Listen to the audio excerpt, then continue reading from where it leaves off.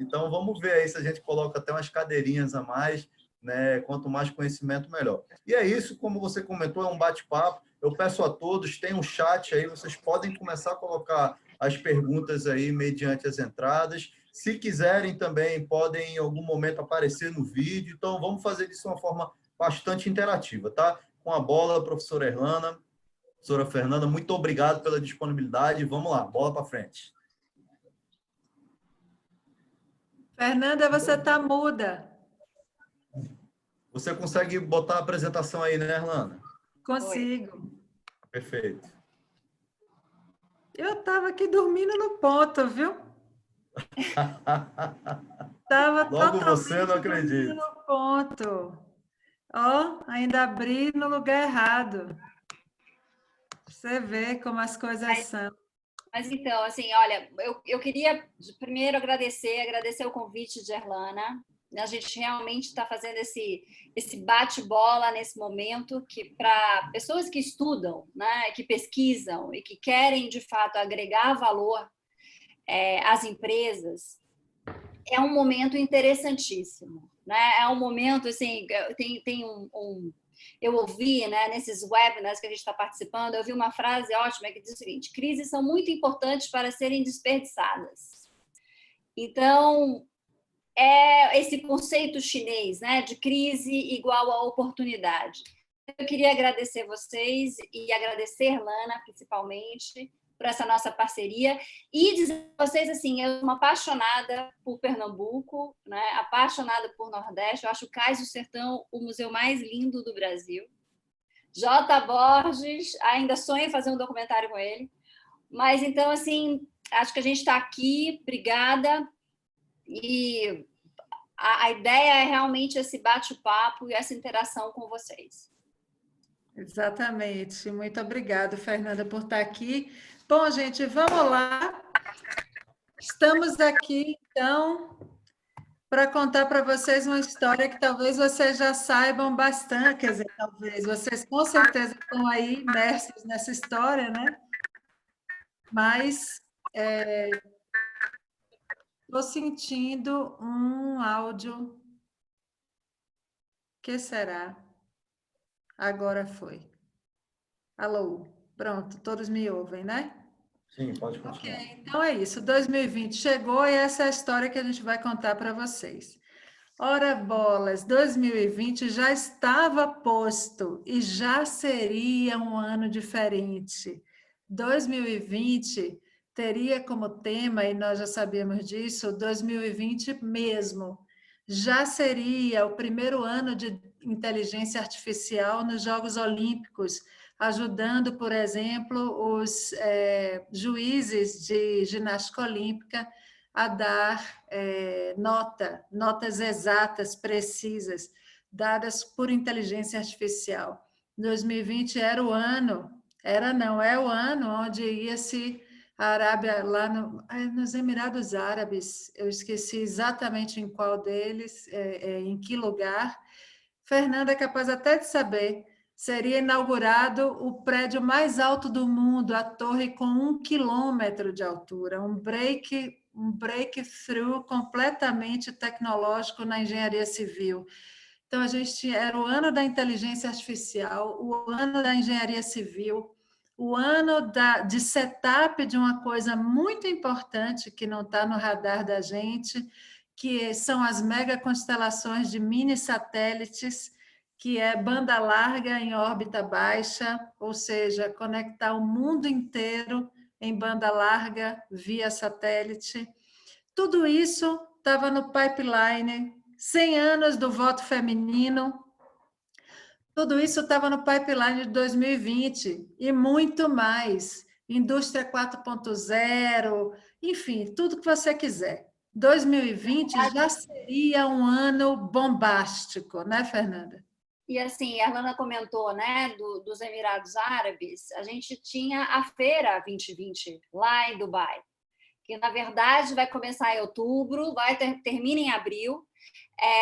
O Brasil tem um stand, inclusive a gente até conversou com o pessoal do Brasil, da Apex, porque as pessoas podem participar, brasileiros, empresas brasileiras podem estar lá presentes. Então, era realmente um ano da inovação, né? E a gente olha da disrupção, né? De, ok, vamos fazer esse futuro, né? Vamos definir que futuro que a gente quer, qual futuro que a gente deseja e vamos fazer esse futuro acontecer. Exato. Então, esse já era 2020, já estava aí, a história já estava colocada. E contexto, então, é tudo. Que 2020 é esse? Onde, assim, qual é o contexto onde esse 2020 já aconteceria naturalmente?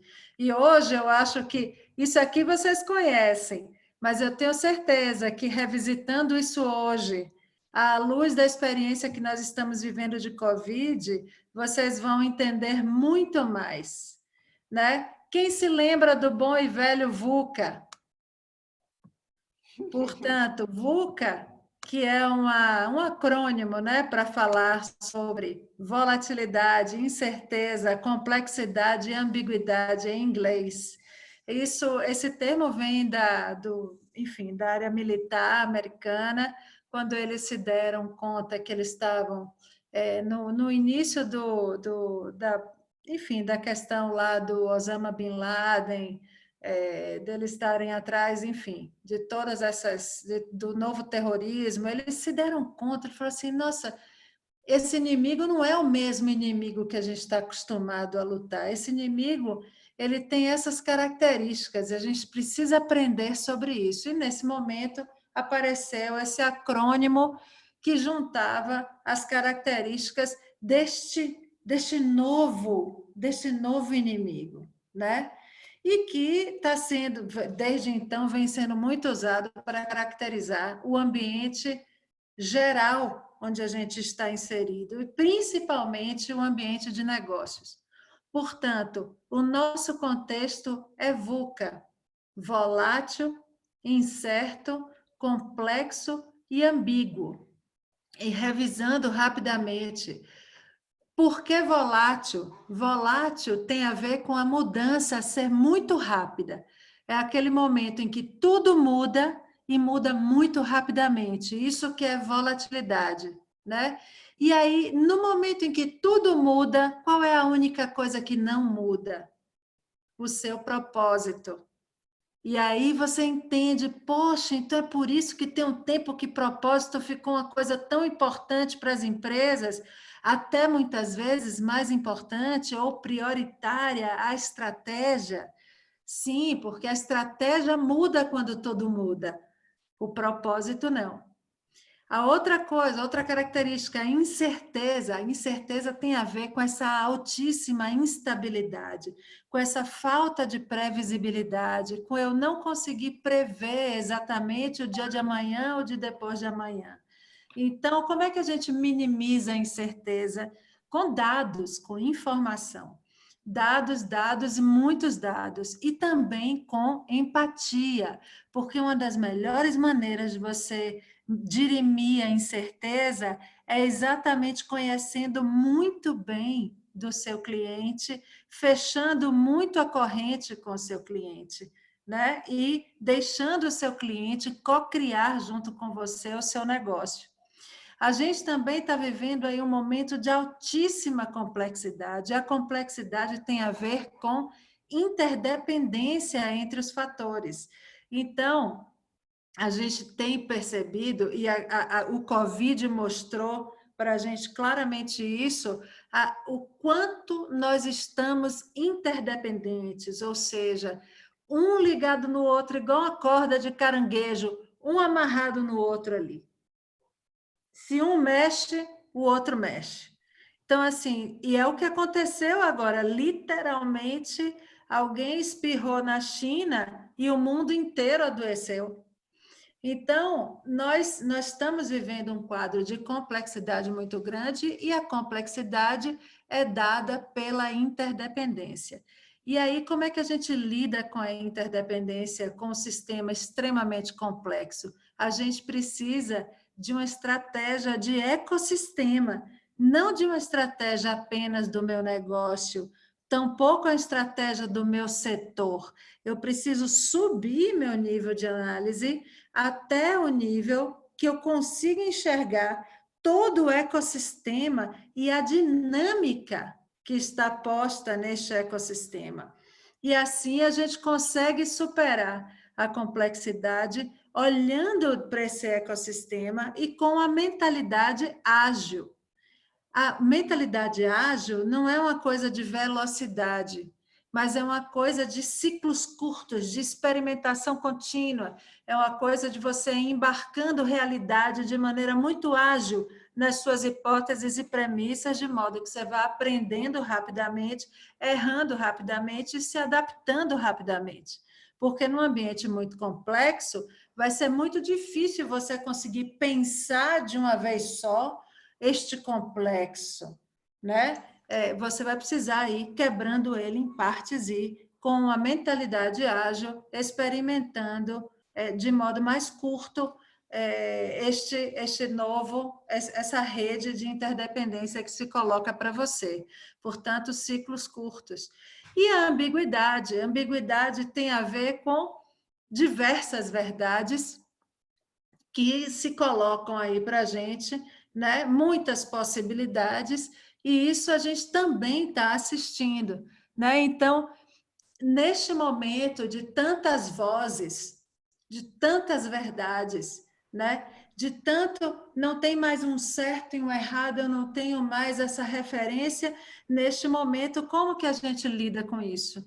A gente lida com isso com clareza, transparência e abertura. Abertura a novos e diferentes pontos de vista.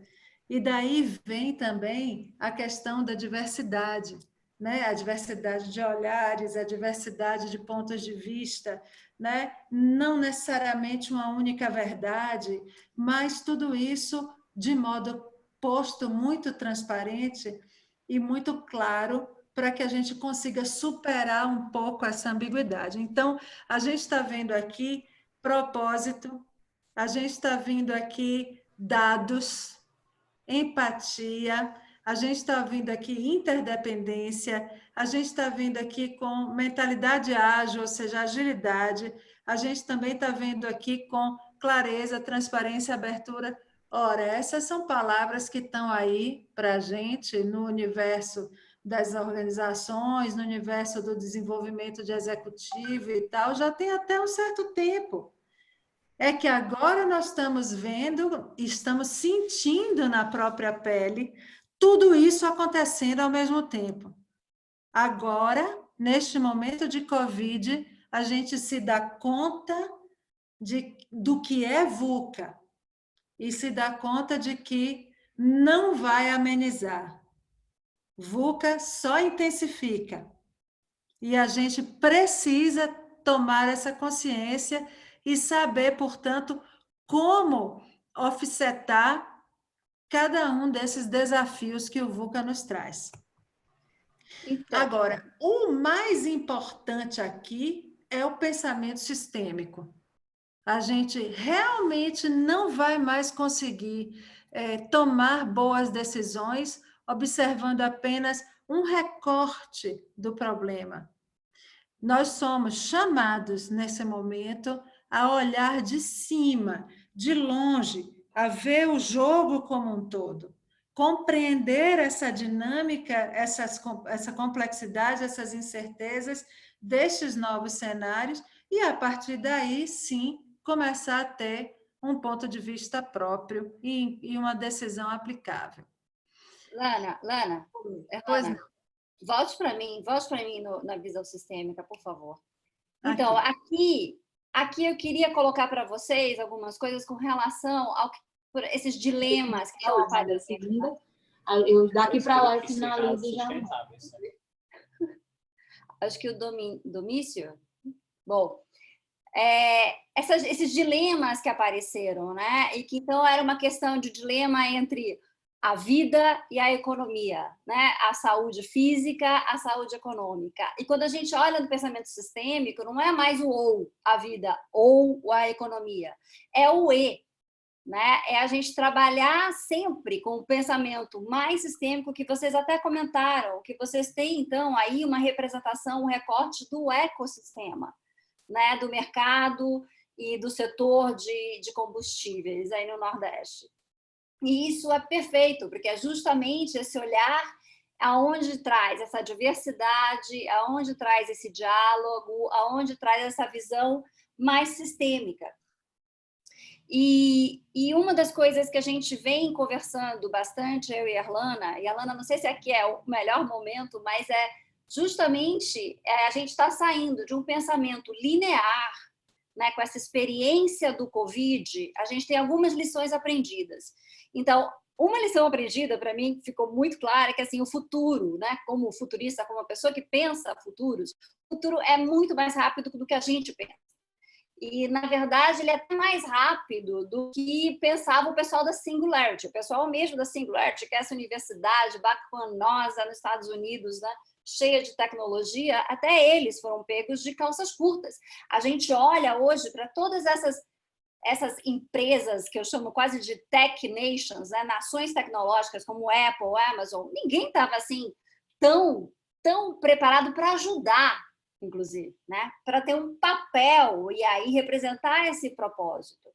E hoje a gente está tendo que ter um pensamento não linear, né, um pensamento que foge um pouco do que a gente, inclusive, aprendeu nas escolas, né? A gente aprendeu esse pensamento linear. E eu queria trazer para vocês um conceito que é do Nassim Taleb, que é o conceito do antifrágil. O Nassim, ele fala que incerteza são eventos extremos não previsíveis e que o oposto do frágil, segundo ele, não é o resiliente. Porque o resiliente, ele pega e ele retorna ao estado anterior. O futuro do frágil para ele é o que ele está chamando de antifrágil. E o antifrágil é aquele sistema, aquele setor, aquela empresa, organização, aquele indivíduo que se beneficia do estresse, se beneficia da volatilidade. Ele, inclusive, pede por isso. Então, a Erlana estava comentando até dessa questão da agilidade e do testa, né? É o testa e erra. E ele dá como exemplo a indústria farmacêutica, que inclusive está bem no centro desse nosso problema, né? Hoje, do Covid. E a gente tem até 41 vacinas hoje em clinical trial, né? Em teste.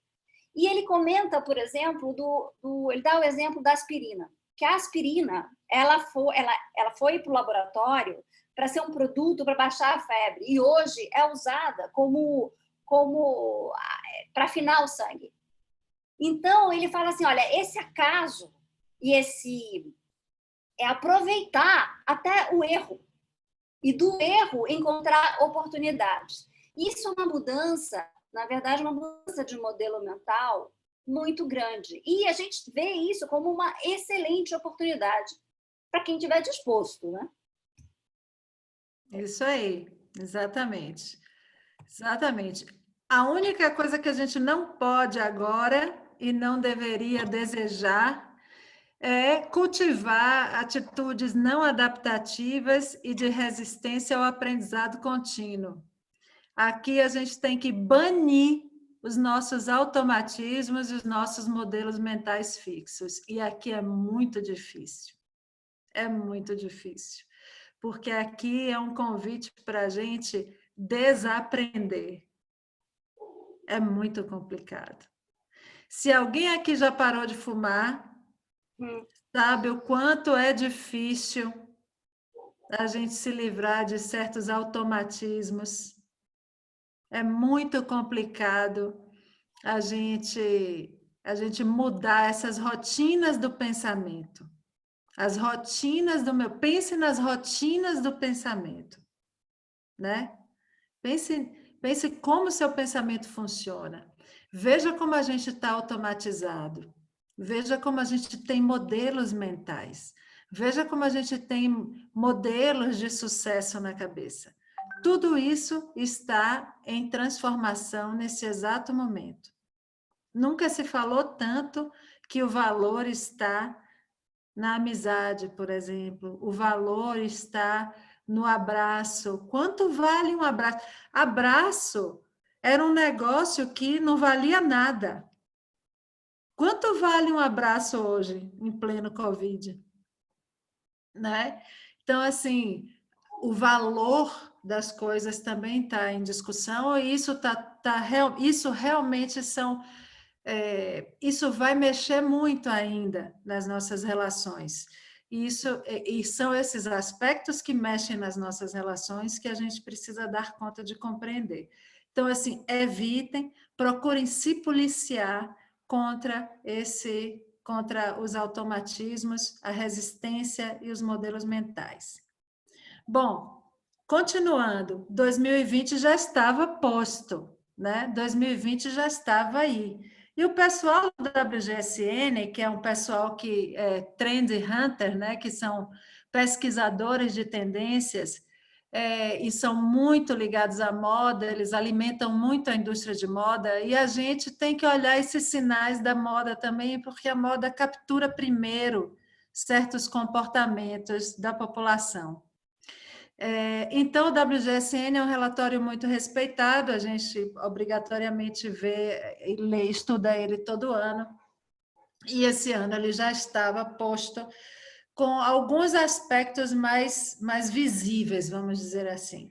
Um deles é a desglobalização. Agora a gente está vendo assim, claramente, nossa, vamos viver uma onda de volta ao nacional, de ode ao nacionalismo, de volta do compre local, local até o nível do hiperlocal. A gente já está vendo compre dos seus vizinhos, né?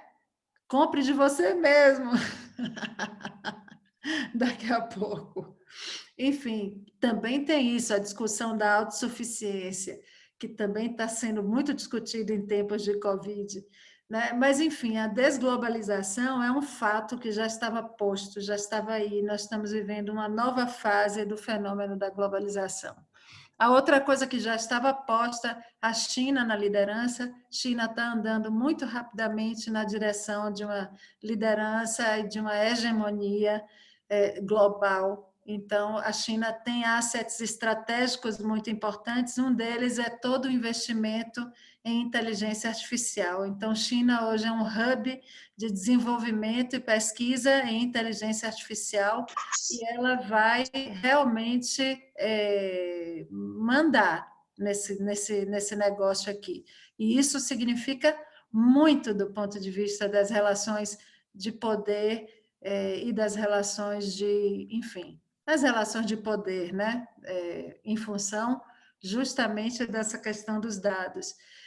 A outra parte que já estava muito colocada eram que as cidades e as organizações estariam entrando numa fase importante de transição.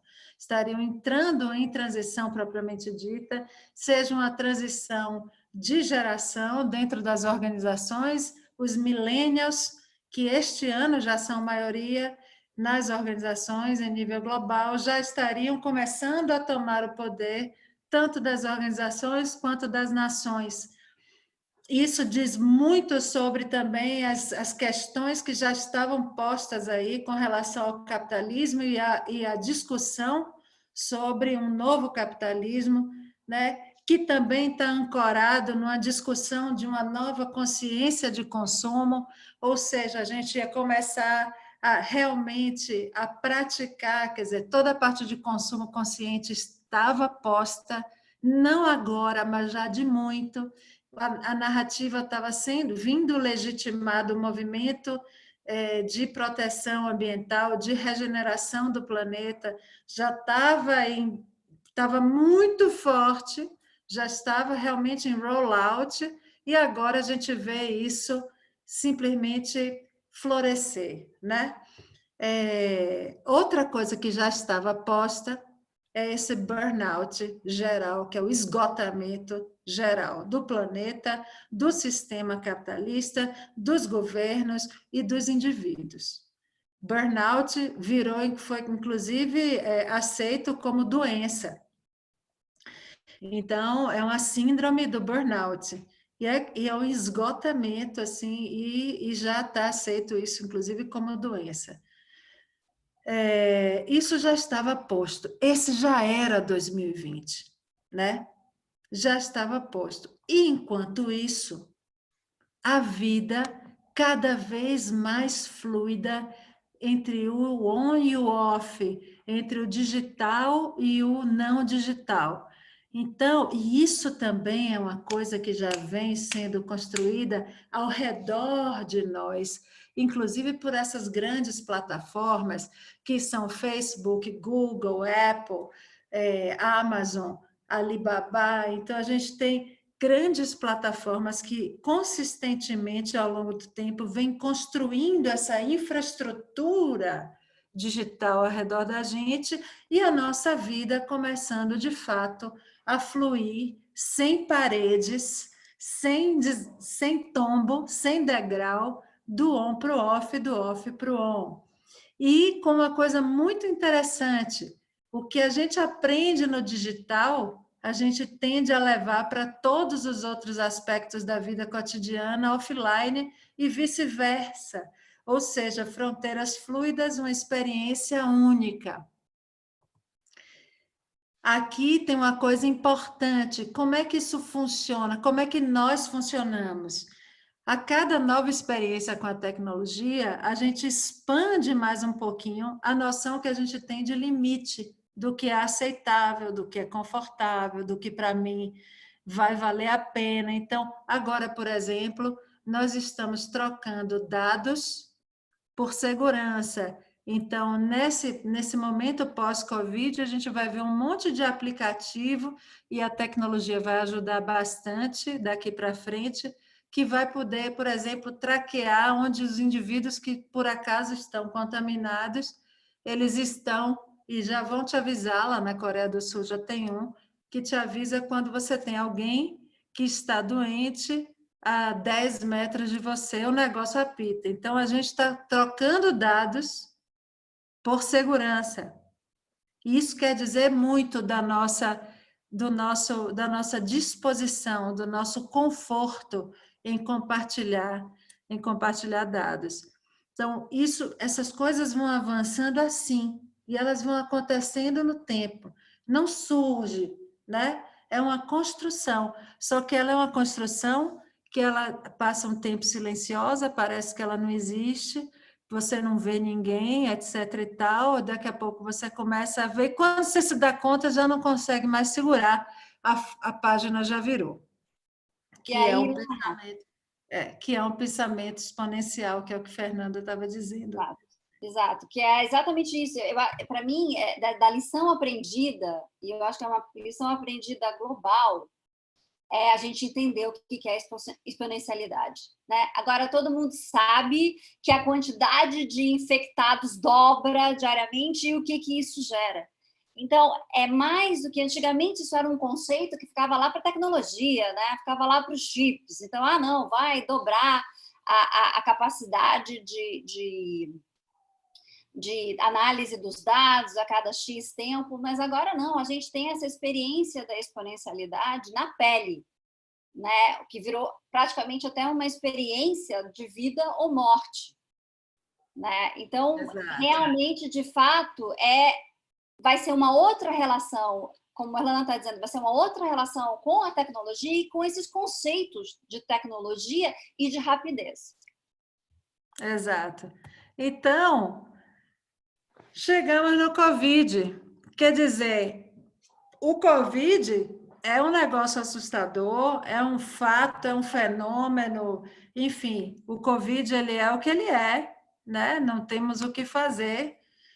Só que todo esse movimento, nem todo esse movimento é o Covid. Muito já estava posto, mas a gente continuava apegado a uma perspectiva de mundo que a gente conhecia.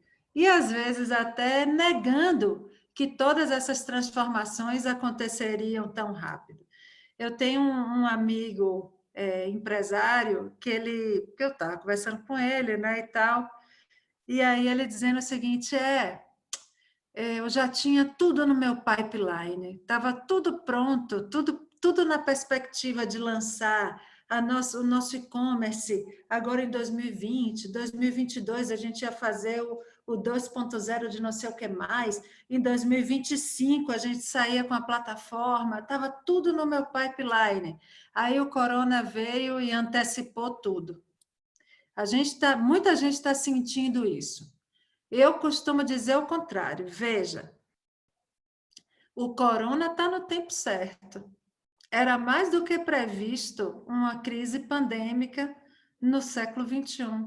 Logo na chegada, né, isso estava em vários reportes, em vários cenários. Você que estava protelando, procrastinando, barrigando, né? O Covid mesmo, ele chegou em 2020. Nós já estamos a 1/5 do século XXI. Tudo que estava posto. Agora está tudo aparente. Então, para mim, eu interpreto da seguinte maneira, e é um dos motivos pelo que eu acho que as coisas realmente vão mudar.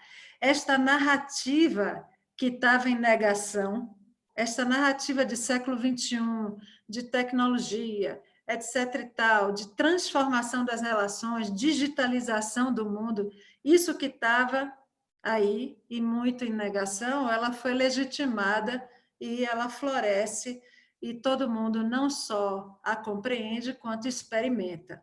Então, e isso é muito transformador. Então, não é uma gripezinha, é um super catalisador de tudo que estava aí, que, enfim, e agora as coisas começam a tomar forma e sair do closet, né? Então, aqui a gente trouxe umas colagens das coisas mais engraçadas ou interessantes que estão rolando, que valem a pena prestar atenção. Inclusive, Fernanda, vamos comentando, porque a gente tem 20 minutos para poder ir caminhando para um fechamento. Ok. Não, na verdade, assim, gente, né, eu olho para esse vírus, né, a imagem que a Lana mostrou do vírus, e me vem à cabeça o sistema imunológico, né? E me vem à cabeça o sistema imunológico da gente, né, do nosso próprio corpo, como o sistema imunológico das organizações, né? Esse sistema imunológico que não deixa a gente mudar e fazer as mudanças necessárias, e aí vem esse vírus e dá essa chacoalhada, e aí a gente tem aqui, né, uma desses nossos sinais que a gente está trazendo para você, essa questão do digital. Né? Tudo digitalizou. Então, a gente viu que... Eu trabalho numa organização também, com uma organização chamada Teach the Future, que é para ensinar o futuro para as crianças. E, gente, há séculos as escolas estavam falando do ensino à distância. Há séculos. Escolas, eu digo aí, nem tanto para os executivos, né? Para adultos, as escolas mesmo. Há séculos falando. E eu conheço uma série também de amigos que foram pegos de calças curtas e que tentam um nível de estresse hoje para que os professores se adaptem a essa nova realidade imenso. E não só os professores, como as crianças, como... Ninguém estava preparado, mas está se falando isso em feiras, vem se falando disso há muito tempo. A mesma coisa quando a gente olha aqui, por exemplo, para o trabalho remoto. Também há muito tempo vem se falando de que, olha, a gente vai, né, trabalhar remotamente. E quando a gente viu, eu, de repente, até a minha casa, né, porque ficamos eu e meu marido em casa, a minha sala virou o office. Eu tive que me adaptar e transformar a minha sala no office, nem tanto o meu escritório no office. Então, a gente não estava fazendo as coisas de fato acontecerem, né, em função desse sistema imunológico. Mas aí, de repente, veio e a gente teve que se adaptar. E eu vi um webinar da Luísa Trajano, né, que é um pouco também esse exemplo que a gente traz aqui da Magalu, né, que a Magalu, junto com o Sebrae, que eles trouxeram, então, eles abriram toda a plataforma de e-commerce deles. Porque, gente, para mim, a Magalu é o exemplo de empresa que já estava preparada. Varejo já preparado. Né? E eles têm um e-commerce, eu acho que é desde 2000 que eles têm um e-commerce, que eles estão no teste, testa, erro. E aí, quando chegou isso aqui, eles não só estavam preparados, como eles abriram a plataforma para receber outros e pequenos empresários individuais, que poderiam, então, foram convidados a usar essa plataforma. E até gente que não tem emprego, que pode virar vendedor da Magazine Luiza e ganhar então, um fee de vendas, né? E uma outra coisa que é muito interessante aqui, que é essa da telemedicina, né? Porque a gente viu também o Estado brasileiro, né? O Brasil, ele é super burocrático. Mas a gente viu coisas acontecendo, como, por exemplo, a telemedicina, que não era permitida, virou permitida, foi permitida rapidamente. Toda essa questão de você poder renegociar os salários também eram questões que não estavam permitidas, né? Por lei, etc. Mas isso foi mudado. A gente também percebe em alguns momentos de que, por exemplo, toda essa questão dos R$600 e a gente não consegue chegar ainda na ponte com a Caixa Econômica Federal, você começa a perceber quem estava, né, preparado, quem foi se abrindo esse sistema imunológico. Para quê? Para virar esse antifrágil, né? Para ter essa antifragilidade e já ir testando e vivendo, quer dizer, abrir um X do seu orçamento até, do seu budget, dos seus recursos, para ir testando e criando esse novo futuro, né? E aqui a gente tem, a Irlanda comentou também, a gente tem o exemplo desse aplicativo, né, que o Apple e a Google fizeram, que é exatamente esse aplicativo de tracing, né, de traceamento das pessoas, para que elas possam entender com quem estão se relacionando, se a pessoa tem ou não Covid, e leva toda essa questão também, que é essa contratendência, né, do lado bom, do lado ruim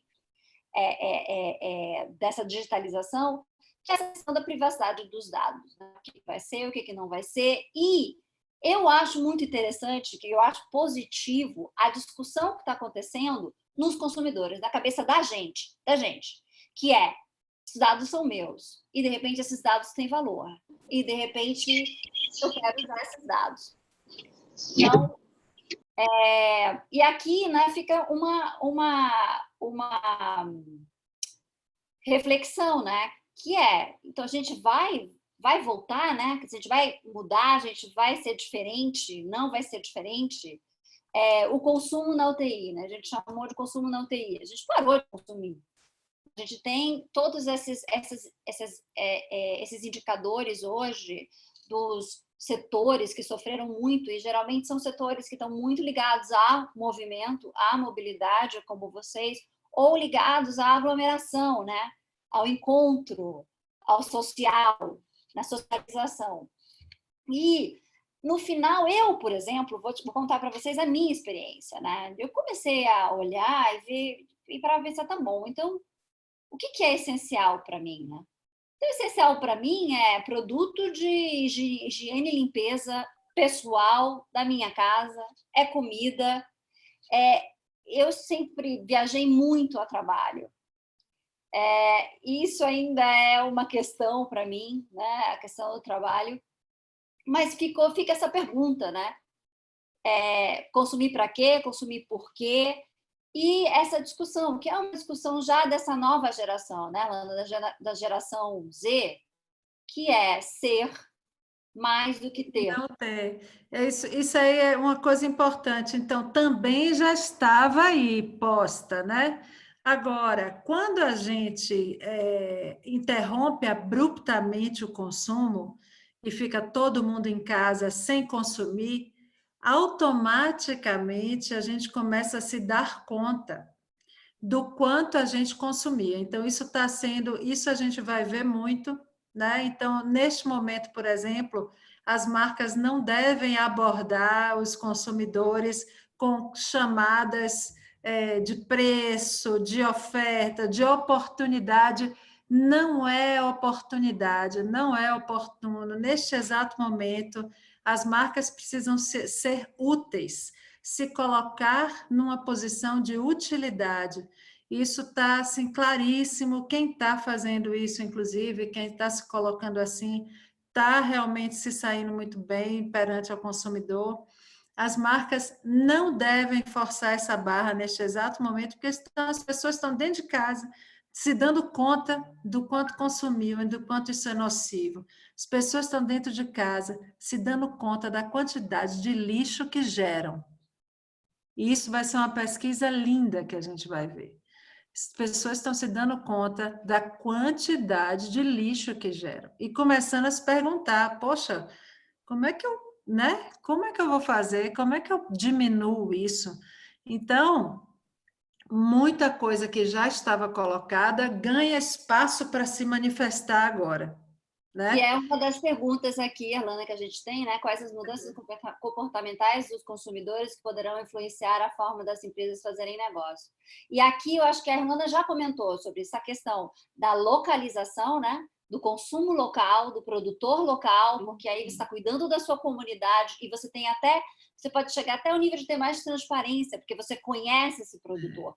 Mas também esse consumo que é mais consciente, né? Porque se eu conseguir viver sem consumir tanto, eu já vou começar a me questionar. Exato. E a onda vai começar a bater. Então, você vê, por exemplo, algumas manifestações de marcas de super grifes fazendo máscaras, por exemplo.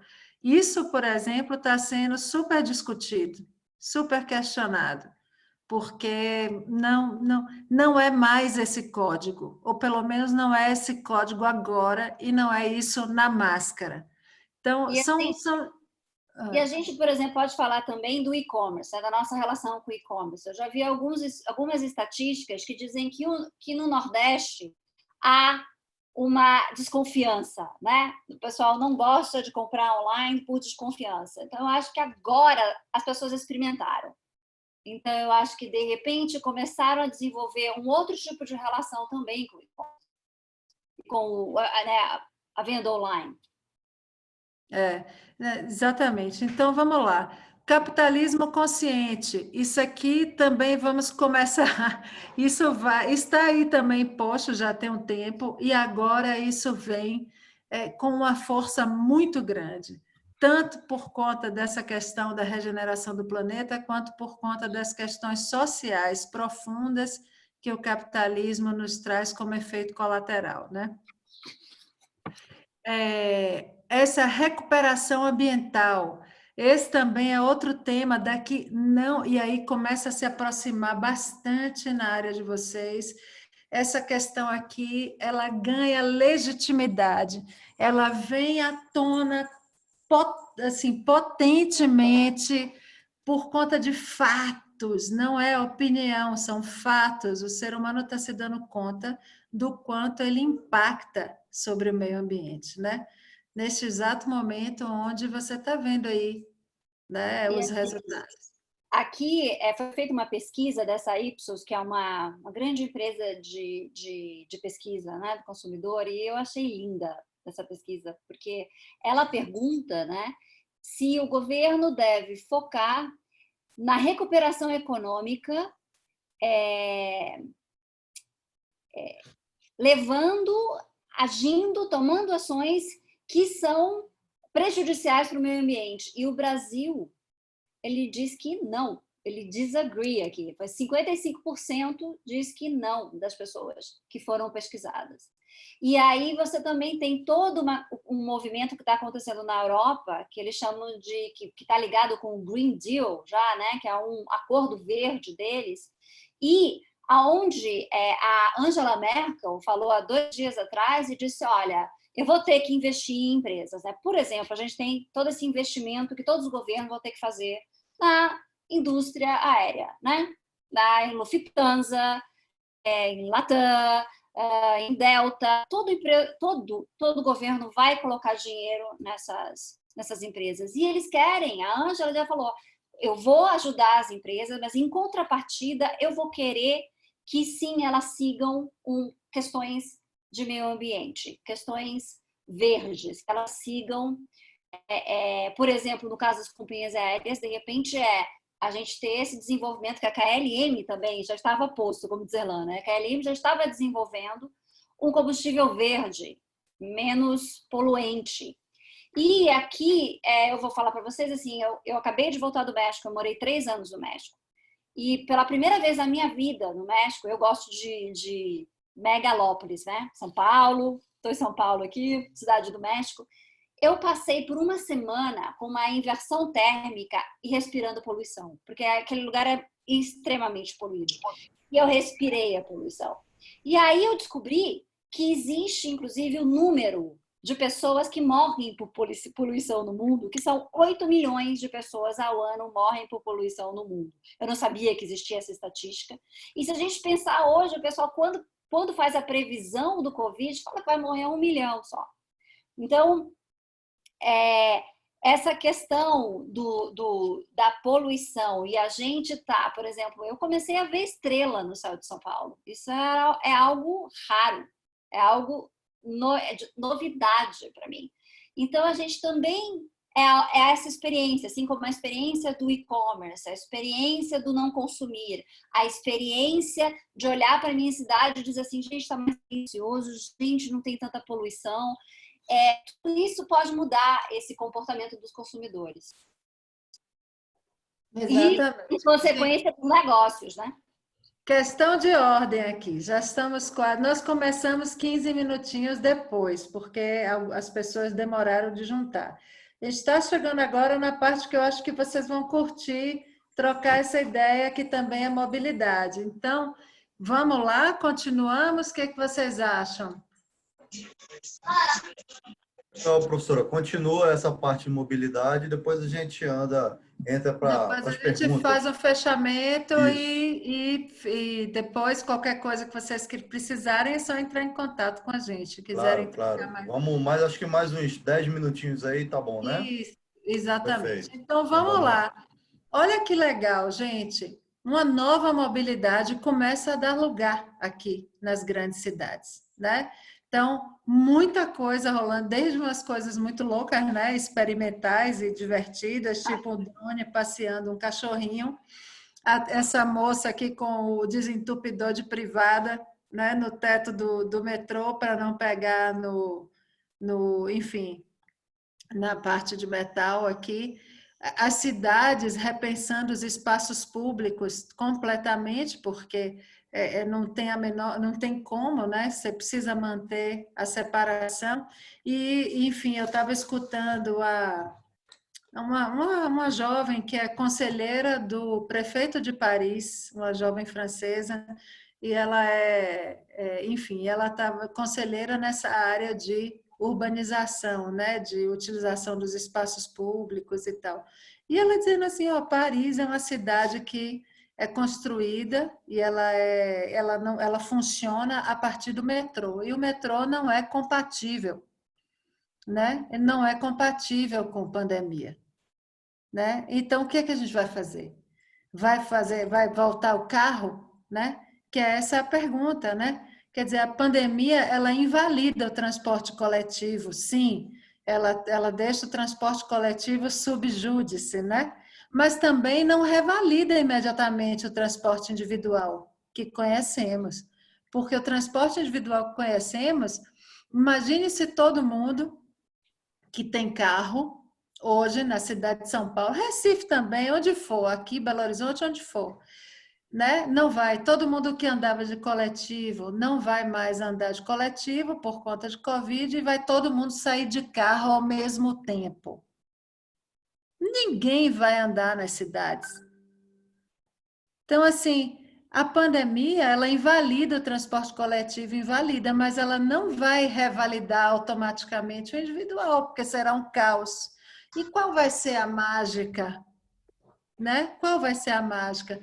A mágica é mova-se menos.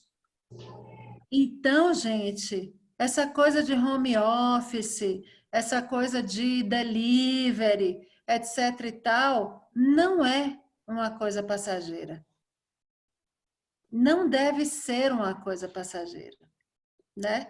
E aí fica a pergunta: numa cidade onde as pessoas ficam mais em casa, ou seja, se movimentam menos, quem é que se movimenta? Qual é essa nova dinâmica urbana? Isso é que interessa a vocês. É isso que interessa ao negócio de vocês diretamente. Porque no curtíssimo prazo, vocês estão postos de gasolina nas cidades e também nas estradas, né? A estrada é um outro recorte, mas o da cidade especificamente está no olho do furacão. No olho do furacão, né?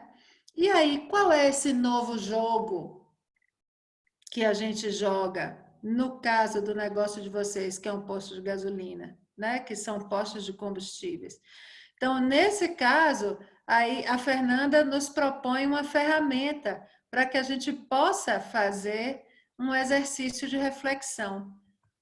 Né, Fernanda? Conta para a gente. Na verdade, é uma ferramenta que se chama Três Horizontes. A gente deu uma simplificada para ficar legal e divertida aqui com vocês no online.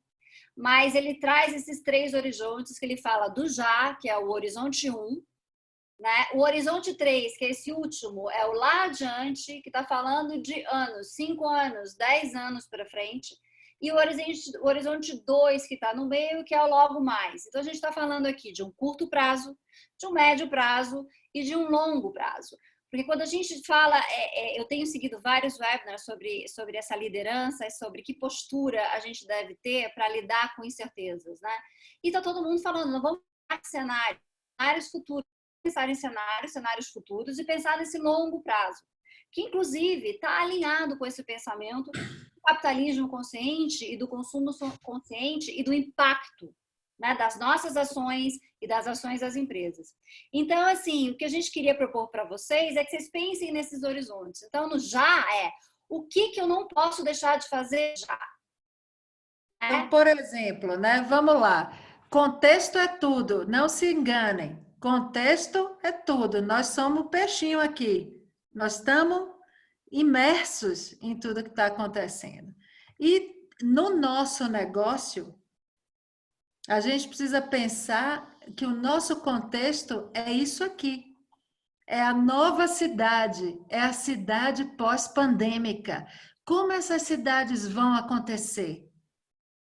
Esse é o nosso novo contexto. Então, eu estava brincando com a Fernanda. Olha, veja, os postos de gasolina nas cidades estão nas melhores localizações das grandes cidades.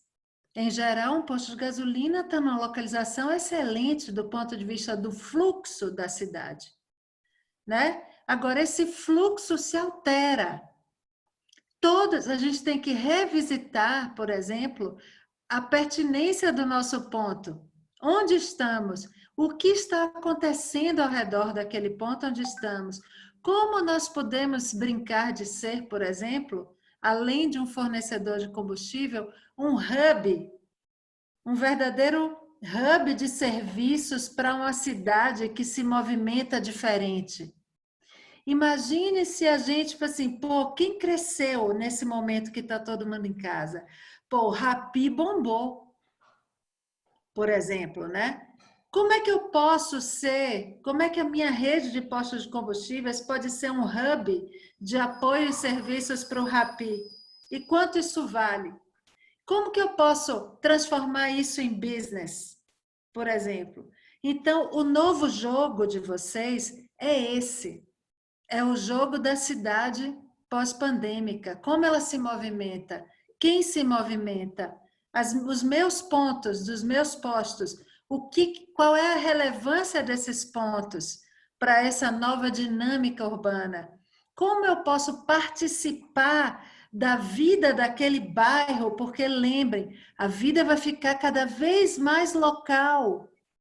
Então, eu vou fazer meu raio walking distance, eu não vou conseguir andar de carro a cidade toda e não vou pegar coletivo. Então, o meu posto de gasolina, ele vai ter um papel completamente novo nessa nova dinâmica. E vocês precisam pensar por aí. O já, o logo mais e o lá na frente. E Principalmente o já, para tirar um pouco o pé da dificuldade. E aí, gente, a gente sai geralmente o exercício é assim, você vem para o já, então a gente está no curto prazo, você vai lá para frente, você vai para o adiante no momento e você pensa, ok, que são as grandes apostas. Qual vai ser o futuro do meu negócio? Qual vai ser o futuro da minha indústria? O que vai mudar, né? Então, a Elana está falando, e se, né? É a brincadeira do what if. E se os nossos consumidores, as pessoas na cidade vão se locomover cada vez menos, vão estar mais online? E se, qual o futuro dessa indústria? Qual o futuro desse setor? Né? Então, ele pega e fala assim, tá bom, vamos lá para trás, né? Lá para o futuro, vamos pensar futuro, criar esse cenário aí de longo prazo e pensar, tá bom, e sim. Então, por exemplo, aqui a gente tem uma outra pergunta do Horácio, que é exatamente isso, né? As mudanças de comportamento dos usuários de veículos poderão mudar o corpo a corpo dos nossos frentistas junto aos clientes, chegando ao ponto de não precisamos mais deste exército de pessoas na pista de bombas de abastecimento. E aí a gente já pensa, gente, lá fora você já não tem frentista, né? É um do it yourself, que na verdade até está acontecendo hoje, da gente estar cozinhando a nossa própria comida, não vai mais em restaurante. E várias outras coisas que estão acontecendo. Então, e também da automatização, né? Que é isso que a Erlana também estava conversando comigo, justamente sobre essa automatização. Então, lá na frente, o que vai ser isso? Mas eu queria que vocês pensassem ainda mais além, fossem ainda mais ambiciosos, que é, vai existir esse setor? Não vai existir esse setor? O que vai ser? Né? Então, esse é o horizonte 3, né? Que está no lá adiante. Você quer fazer algum comentário, Lana? Não, só estava aqui administrando que eu tenho uma outra aula agora na emenda daqui. Tá, então vamos lá. Então, e no médio prazo é o nosso logo mais, né? E aí entre o que a gente pensou que a gente tem que fazer agora, o que a gente pensou que pode transformar, como o nosso setor pode se transformar. E aí eu quero dizer para vocês assim, eu me lembro quando a BMW começou a questionar em que mercado ela estava inserida. Se era o mercado das montadoras ou se era o mercado, a indústria da mobilidade. E aí ela começou a fazer até bicicleta, né? Então, é assim, é um pouco isso. Entre esses dois momentos, a gente vai ter o logo mais. E o logo mais é a pergunta para vocês de o que eu posso fazer, que ações eu posso tomar para ampliar a minha atuação estratégica. Então, novos produtos, novos fornecedores, novos serviços, novas parcerias, né? A Erlana estava falando de Rappi, de Uber, Rappi. Então, assim, esse é o exercício, né? De você pensar também qual o valor que você vai agregar nessa vida desse novo consumidor, né? Agora, Fê, uma coisa que não é mais consumidor. Nessa época que a gente está vivendo, de tanta incerteza para frente, né? Quer dizer, mais ou menos incerteza, né? Porque alguns fatores criam essa volatilidade muito grande dos mercados e tudo, mas tem coisas que já estavam aí postas, né? E que só realmente agora se legitimam, que são aspectos do consumo do ponto de vista de tecnologia, a evolução da nossa matriz energética e tudo mais. O que está difícil mesmo é o logo mais, porque o já a gente consegue ver, é plano contingencial, né? A gente tem um já para pensar que é daqui até vacina, não é daqui até começar a voltar, isso aí não tem nada a ver. Vai começar a voltar, as pessoas estão achando que vão começar a voltar, vão abrir o comércio que vai voltar o consumo. Não é assim. É só olhar para a China, caiu 60% o consumo. Assim, o que faz derrubar o consumo não é só a gente estar trancado dentro de casa, até porque a gente poderia online consumir até muito mais. O que faz derrubar o consumo é a gente estar repensando o papel do consumo na validação da nossa existência. Isso é que derruba o consumo. Não é que a gente está trancado dentro de casa. Então, não é uma verdade esperada que vamos voltar e reabrir o comércio e o consumo vai voltar normal, né? Então, assim, e tem experiência já vivida de outros países que estão na nossa frente com relação a essa epidemia, principalmente aqui a China, que também é um mercado super de consumo interno e tal. Então, aqui tem... Então, o já está fácil de pensar porque tem informação disponível. Lá na frente também está mais fácil de pensar porque tem muita coisa pensada, né? A gente vai mudar as velocidades, vai ter que antecipar umas coisas. Agora, o logo mais está difícil.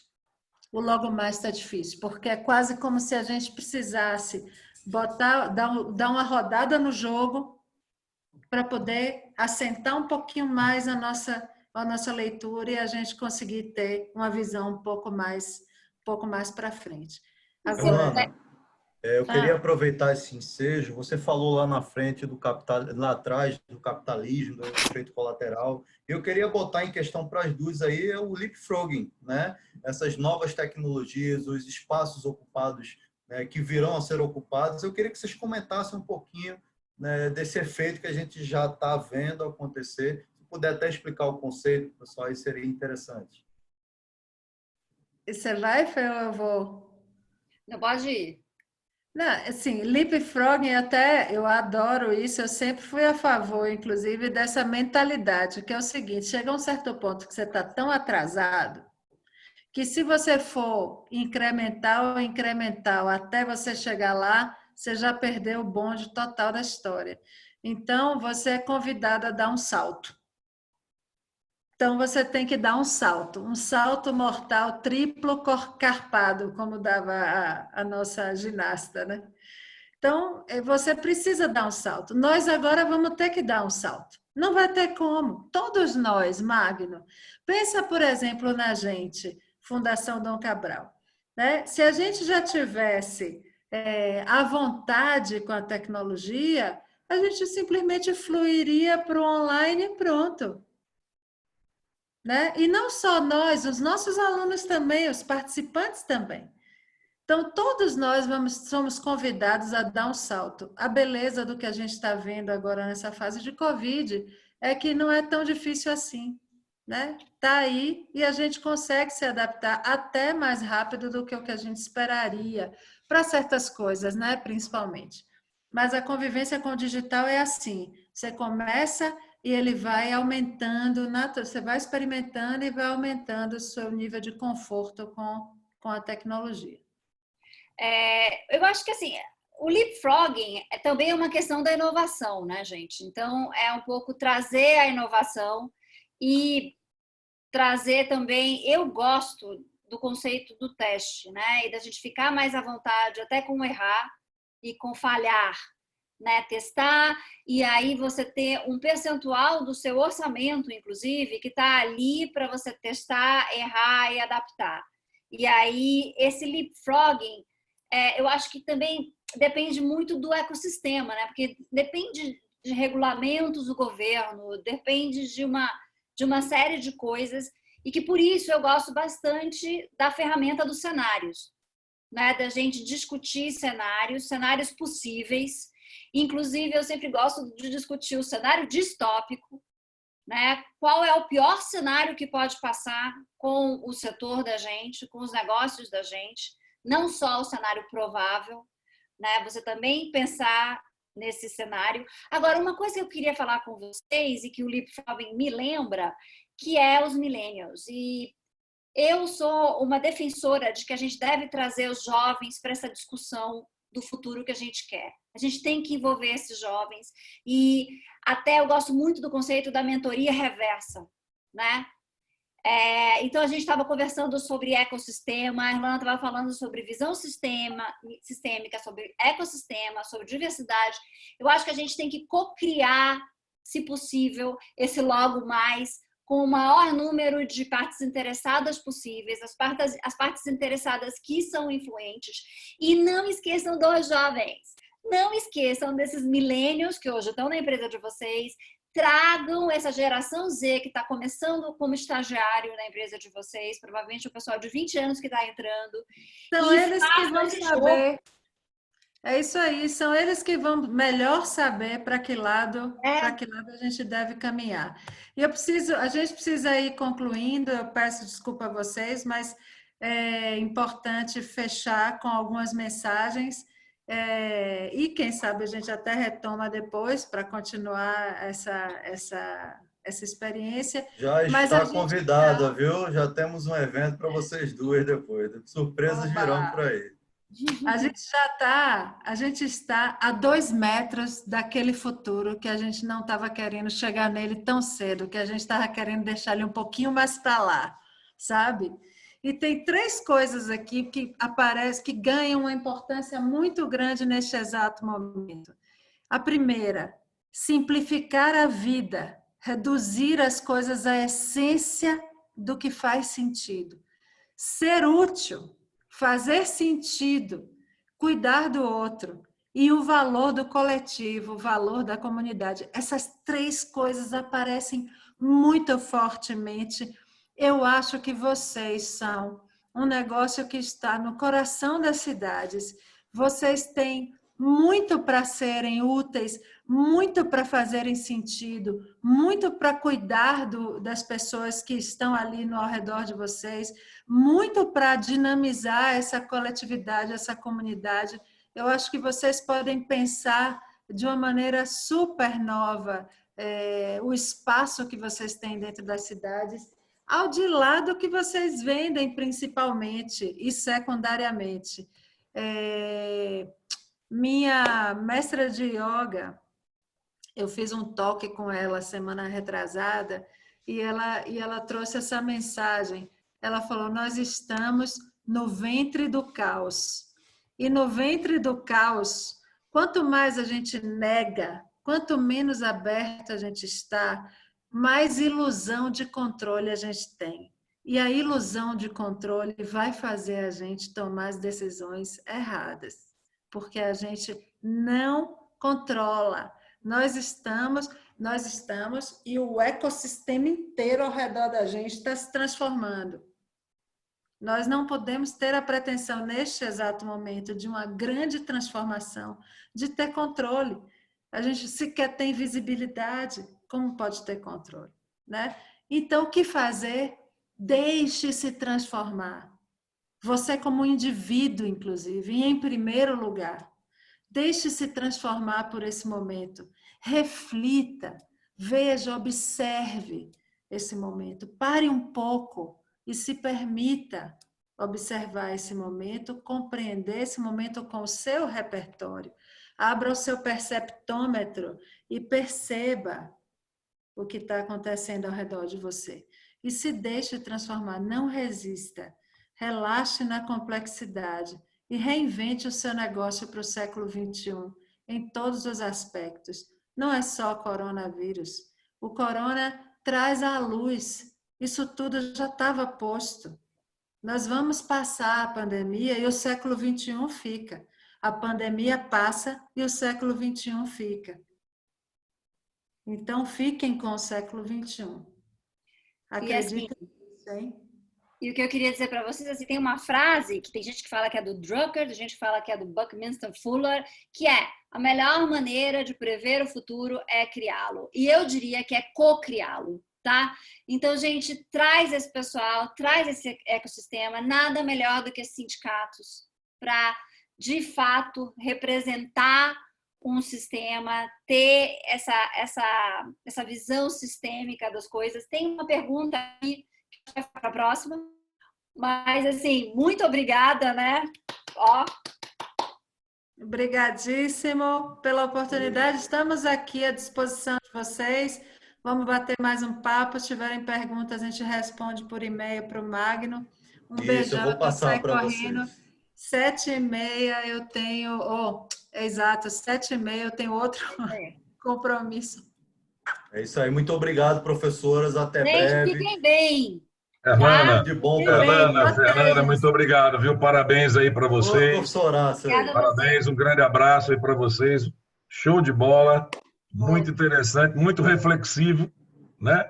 E que possamos internalizar essas mensagens, essas recomendações e possamos ser seres humanos melhores do que somos, empresários melhores do que somos, né? E amantes da vida, sobretudo. Viu? E vou dizer, nordestino é o talento do Nordeste, galera. Aqui coração, ó. Nós duas. Coração, cara. Amigo Alfredo, um abraço aí, viu? Cumprimento você como presidente aí do sindicato, cumprimento a todos os amigos. Meninas, um beijo grande. Alfredo, Bom final de semana. Pessoal, tudo de bom. Boa noite aí para vocês, foi muito bom. Obrigada. Muito tchau. bom. Tchau, gente. Muito obrigada. Saúde para todo mundo. Beijo grande. Tchau. Exato. Deixa eu sair aqui da sala correndo. Um beijo para todos.